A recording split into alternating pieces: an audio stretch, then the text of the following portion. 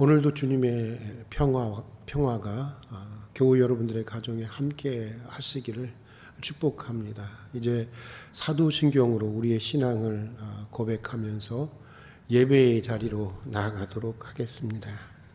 나는 전능하신 아버지 하나님 천지의 창조주를 믿습니다. 나는 그의 유일하신 아들 우리 주 예수 그리스도를 믿습니다. 그는 성령으로 잉태되어 동정녀 마리아에게서 나시고 본디오 빌라도에게 고난을 받아 십자가에 못 박혀 죽으시고 장사된 지 사흘 만에 죽은 자 가운데서 다시 살아나셨으며 하늘에 오르시어 전능하신 아버지 하나님 우편에 앉아 계시다가 거기로부터 살아있는 자와 죽은 자를 심판하러 오십니다. 나는 성령을 믿으며 거룩한 공교회와 성도의 교제와 죄를 용서받는 것과 몸의 부활과 영생을 믿습니다. 아멘. 우리 찬송가 438장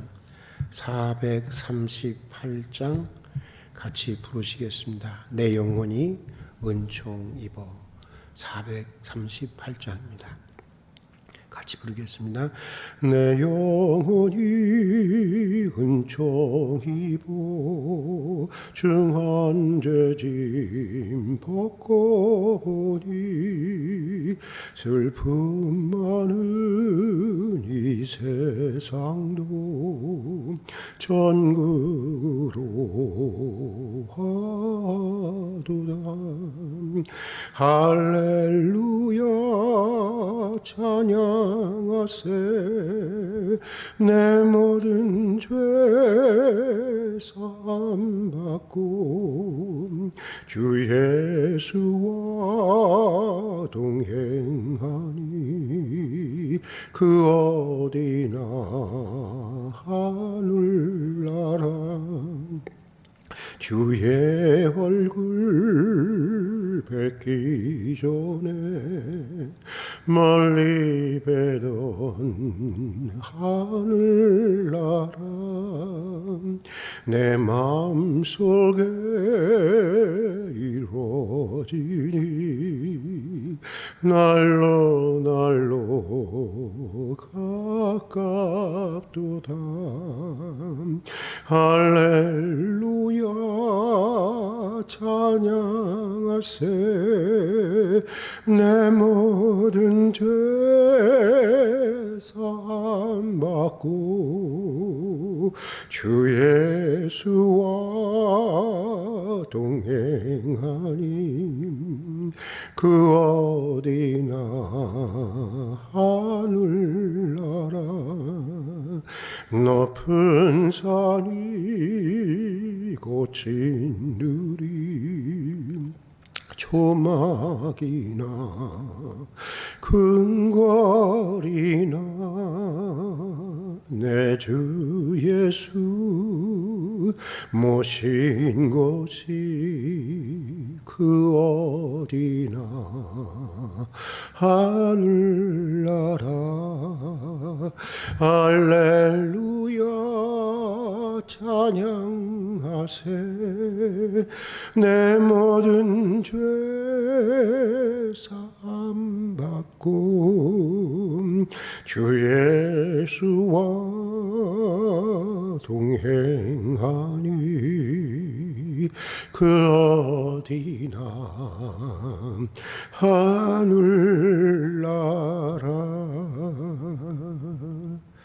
아멘. 시편 132편 구약성경 900페이지에 있습니다. 1절로 마지막 절까지 우리 함께 읽도록 하겠습니다. 읽는 가운데 봉독하는 가운데 성령께서 각자에게 주시는 주의 음성을 들을 수 있기를 바랍니다. 이제 같이 봉독하겠습니다. 여호와여 다윗을 위하여 그의 모든 겸손을 기억하소서.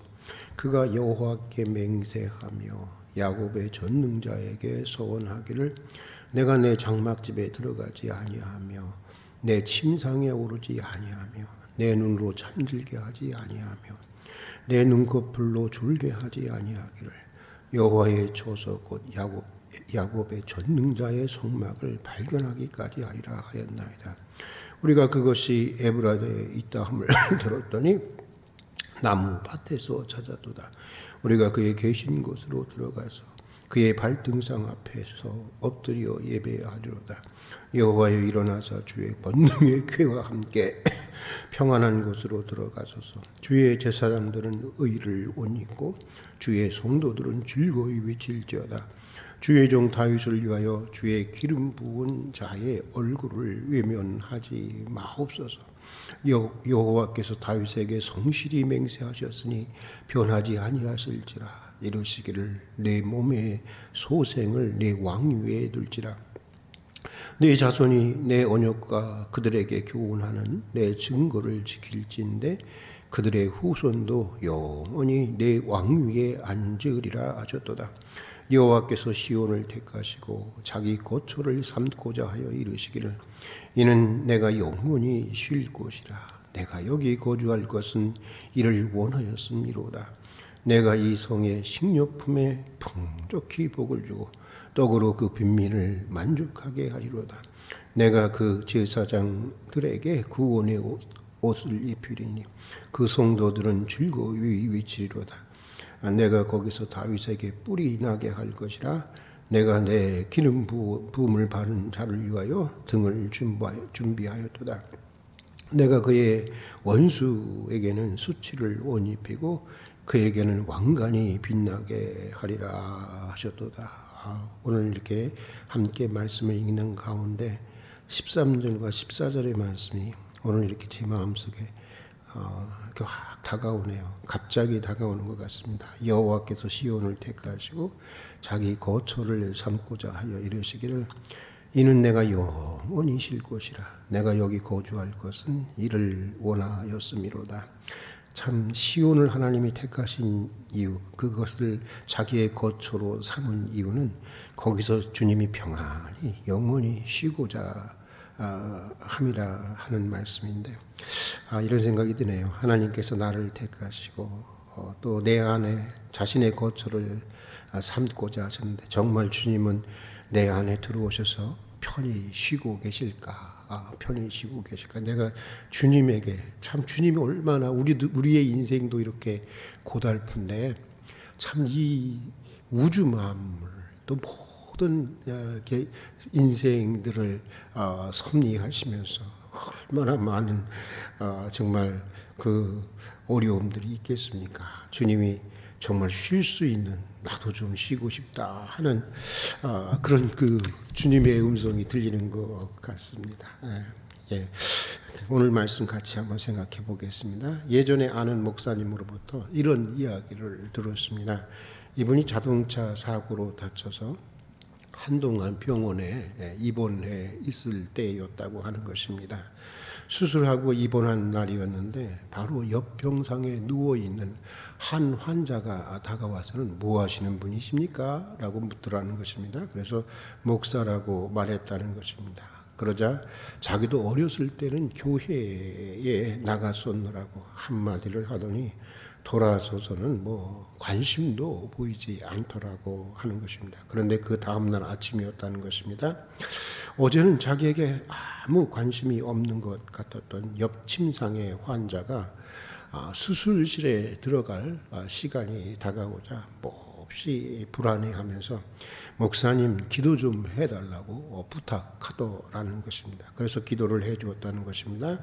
그리고 수술을 받고 나왔는데 얼마나 고통스러워하는지 죽을 것 같다며 비명을 지르고 나중에는 환각 상태까지 빠지기도 했는데 그러자 이 환자는 시도 때도 없이 찾아와서 목사님 나를 위해 기도해 주십시오. 내가 죽어가는 것 안 보입니까? 하면서 이 목사님을 찾더라고 하는 것입니다. 목사님은 그런 환자의 모습을 보면서 다급할 때는 하나님을 간절히 찾다가도 평안할 때나 잘 나갈 때는 하나님으로부터 멀어지는 자기 자신과 오늘 우리 신앙인들의 모습을 보는 것과 같았다는 것입니다.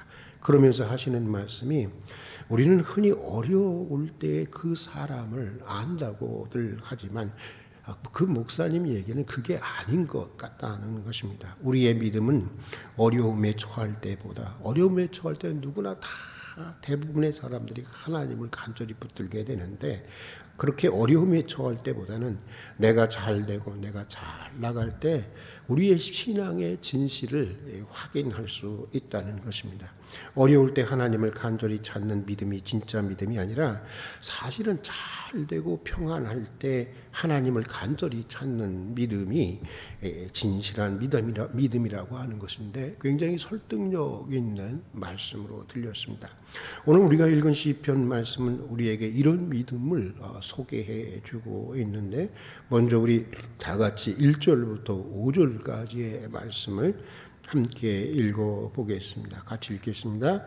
여호와여, 다윗을 위하여 그의 모든 겸손을 기억하소서. 그가 여호와께 맹세하며 야곱의 전능자에게 소원하기를, 내가 내 장막집에 들어가지 아니하며 내 침상에 오르지 아니하며 내 눈으로 잠들게 하지 아니하며 내 눈꺼풀로 졸게 하지 아니하기를, 여호와의 조서 곧 야곱의 전능자의 성막을 발견하기까지 하리라 하였나이다.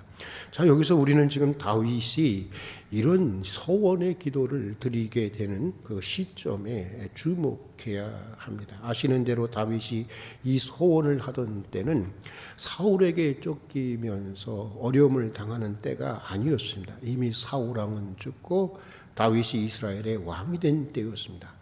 다윗의 인생에서 가장 잘 나가는 때였고, 가장 성공한 때였고, 정상에 서 있을 때였습니다. 이제 얼마든지 누린다고 해도 누구 하나 이 일을 다 할 수 없는 위치에 서 있게 되었을 때였습니다. 그런데 그런 그가 자신은 누리지 않겠다는 것입니다. 궁에 들어가서 자지도 않겠다는 것입니다. 침대에서조차 자지 않겠다는 것입니다. 잃어버린 하나님의 언약궤를 다시 찾을 때까지는 아예 바깥에서 장막에 거하면서 잠도 청하지 않고 그냥 그 언약궤를 찾을 때까지 기다리겠다고 하는 것입니다. 하나님의 언약궤를 찾지 못했는데, 하나님의 언약궤가 어디에 있는지 모르는데, 어떻게 그 어려움을 당하고 있는지도 모르는데, 어떻게 내가 편히 누워서 누울 수 있고 호의호식을 할 수 있느냐라고 하는 것인데, 가만 보면 아마도 이 시편이 성전을 찾는 순례자의 들의 노래에 이 시편에 편집된 이유가 여기에 있는 것이 아닐까, 그런 생각을 합니다. 그러니까 하나님을 예배하는 마음이 바로 이런 마음이어야 한다고 하는 것입니다. 하나님을 찾는 믿음이 바로 이런 믿음이어야 하고, 하나님을 섬기는 믿음이 바로 이런 믿음이어야 한다는 것을 말해주고자 이 시편이 순례자의 시편에, 성전을 올라가는 노래인 순례자들의 시편에 편집된 것이 아닌가, 그런 생각이 듭니다. 아시는 대로 모세 시대로부터 언약궤라고 하는 것은 하나님의 임재의 상징물이었습니다. 물론 언약궤 자체가 하나님 자신은 아니었습니다.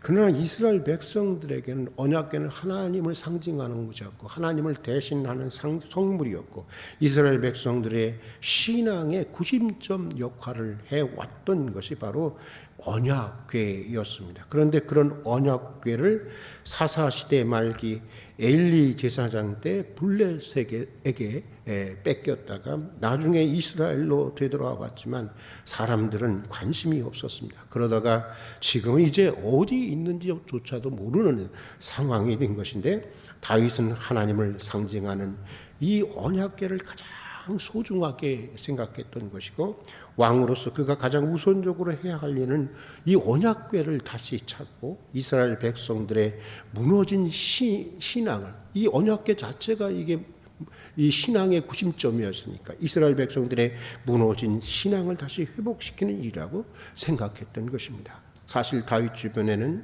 사울 편에 서 있던 잔당들이, 자기를 죽이려는 잔당들이 여전히 남아있는 상태였습니다. 그러고 보면 지금 다윗은 남은 원수들을 소탕하고 자기 왕권을 공고히 하고 안정되게 해야 할 때인데, 그는 그보다 먼저 하나님의 언약궤를 찾았다고 하는 것입니다. 그러니까 다윗에게는 자신의 왕위를 지키는 일보다 하나님의 언약궤를 모셔오는 것이 더 소중했던 것이라고 하는 것입니다. 원수들을 물리치는 일보다 사울 시대에 무너졌던 야훼의 여호와의 신앙을 다시 회복시키는 것이 더 귀중했다고 하는 것입니다. 그래서 밤잠을 자지 않고 결국 기랏 여야림 들에서 언약궤를 다시 찾게 되는데, 그러고 보면 제대로 된 믿음의 사람이라면 하나님이 먼저여야 하는 것입니다. 신앙이 우선이고 하나님의 뜻이 우선이어야 하는 것입니다. 그러나 가만히 보면 믿는다 하지만 이렇게 사는 사람들은 거의 없는 것 같습니다. 대부분의 신앙인들은 자기 문제를 가지고서는 몸부림을 치고 또 노심초사하면서 하나님의 도움을 간절히 구합니다. 자기 인생, 자기 가정, 자기 자녀, 자기 생업을 위해서는 노심초사하지만 하나님의 그리스도의 몸된 하나님의 교회나 동시대를 살아가는 사람들의 불행이나 하루에 6명씩 떨어져 죽는다고 하지 않습니까? 이 노동자들이 사람의 불행이나 불신앙의, 그 시대의 불신앙의 문제에 대해서는 노심초사하는 사람들을 저는 못 봤습니다. 솔직히 얘기하면 보지를 못했습니다. 저도 그 중에 한 사람이 같아서 부끄럽지만 그렇습니다. 오늘 시편에 나오는 다윗과 같은 그런 일로 밤잠을 설치는 사람들은 거의 없는 것 같습니다. 그러면서도 하나님을 잘 믿는다고 자신은 생각합니다. 하나님을 사랑한다고 합니다. 여러분, 뭔가 잘못된 거 아니겠어요? 눈높이가 잘못된 것이죠. 자기를 평가하는 기준과 척도에 문제가 있는 것입니다. 여러분, 우리 신앙인에게는 내 자신의 일보다는 하나님의 일이 먼저여야 하는 것이고 내 뜻보다 하나님의 뜻이 먼저여야 하는 것입니다. 다시 말해서 내 영광보다 항상 하나님의 영광이 우선이 되어야 하는 것입니다. 그래야 우리의 인생이 높아지고 깊어지고 넓어지고 그 차원이 달라지게 되는 것입니다.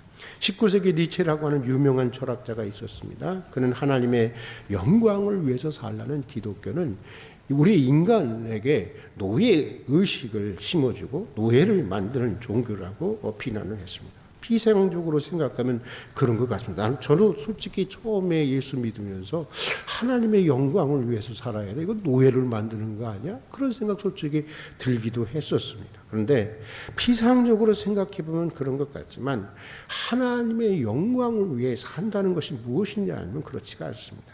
여러분, 하나님의 영광을 위해서 한다는 것은 하나님의 노예로 산다고 하는 것을 얘기하는 것이 아닙니다. 하나님의 영광을 위해서 한다는 것은 하나님의 높고 깊고 넓은 그 뜻을 따라 사는 것이고, 하나님의 높고 영광스러운 삶에 나도 참여해서 하나님 같은 그런 존재 방식으로 나도 존재하겠다고 하는 것입니다. 그러므로 이건 노역이 아니라 은혜입니다. 인간이 누릴 수 있는 최고의 영광이요, 축복이요, 은총인 것입니다. 우리가 하나님의 영광을 위해서 살 때 우리도 하나님과 같이 높고 귀하고 여러분 차원이 다르고 영광스러워지게 되는 것입니다. 우리가 이걸 잊지 말아야 하는 것입니다. 오늘 시편 후반절에서는 이렇게 사는 이들에게, 사람들에게 베푸시는 하나님의 특별한 은혜와 축복을 소개해 주고 있습니다. 우리 다 같이 한번 11절에서 18절까지 한번 읽어보도록 하겠습니다. 이런 사람, 다윗과 같은 마음을 가지고 살아가는 사람에게 주시는 하나님의 은혜가 무엇인지를 말해주고 있습니다. 같이 읽겠습니다. 여호와께서 다윗에게 성실히 맹세하셨으니 변하지 아니하실지라. 이르시기를 내 몸의 소생을 내 왕위에 둘지라. 내 자손이 내 언약과 그들에게 교훈하는 내 증거를 지킬진대 그들의 후손도 영원히 내 왕위에 앉으리라 하셨도다. 여호와께서 시온을 택하시고 자기 거처로 삼고자 하여 이르시기를 이는 나의 영원히 쉴 곳이라.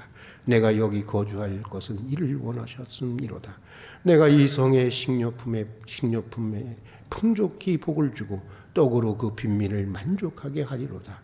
내가 그 제사장에게 구원의 옷을 입히리니 그 성도들은 즐거이 외치리로다. 내가 거기서 다윗에게 뿔이 나게 할 것이라.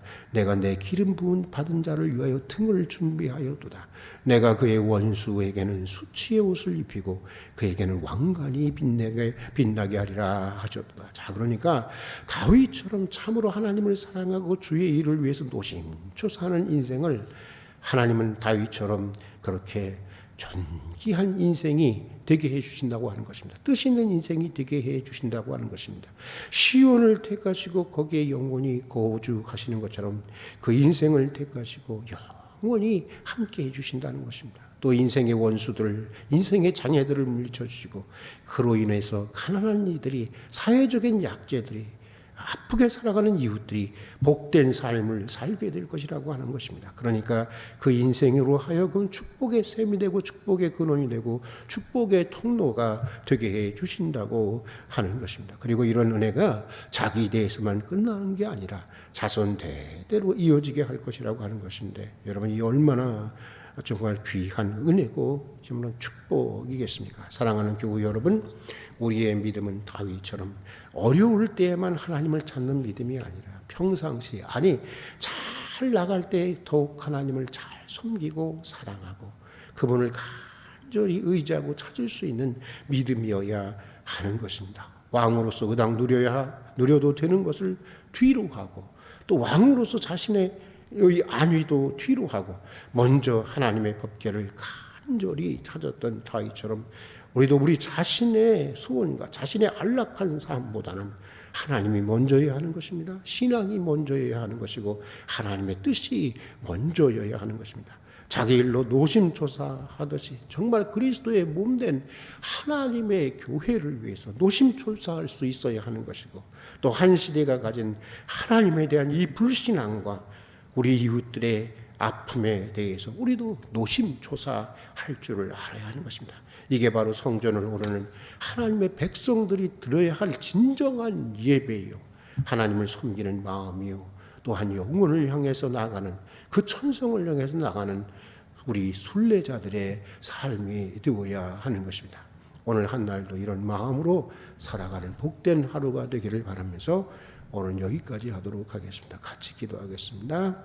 사랑하는 하나님 아버지, 오늘도 이른 새벽 이렇게 기도의 자리로 불러주신 것을 진심으로 감사드립니다.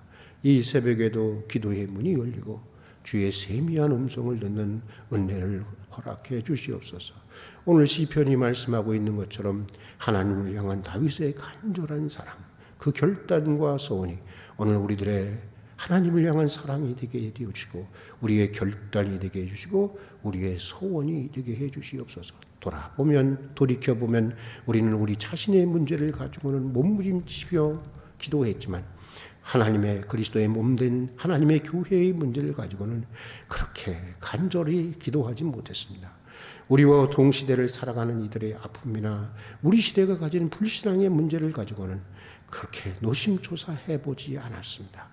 법궤를 다시 찾을 때까지는 내가 호의호식을 할 수 없다고 하던 다윗처럼 교회가 어려울 때, 또 같은 시대를 살아가는 이웃들이 어려울 때, 우리 시대가 불신앙의 문제를 가지고 불신앙의 문제에 빠져 있을 때 하나님 우리로 하여금 아파하고 더 노심초사할 줄 알게 해주시고 간절한 마음으로 기도하는 그런 믿음의 사람이 되게 해주시옵소서.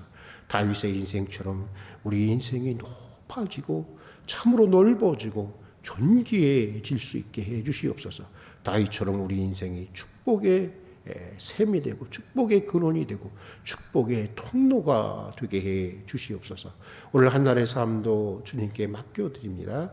일용할 필요를 채워주시고 우리의 걸음을 선히 인도해 주시옵소서. 예수님 이름으로 기도드립니다. 아멘. 우리 주님과 신인 기도로 예배를 마치겠습니다. 하늘에 계신 우리 아버지의 이름을 거룩하게 하시며 아버지의 나라가 오게 하시며 아버지의 뜻이 하늘에서와 같이 땅에서도 이루어지게 하소서. 오늘 우리에게 일용할 양식을 주시고 우리가 우리에게 잘못한 사람을 용서하여 준 것 같이 우리 죄를 용서하여 주시고 우리를 시험에 빠지지 않게 하시고 악에서 구하소서. 나라와 권능과 영광이 영원히 아버지의 것입니다. 아멘.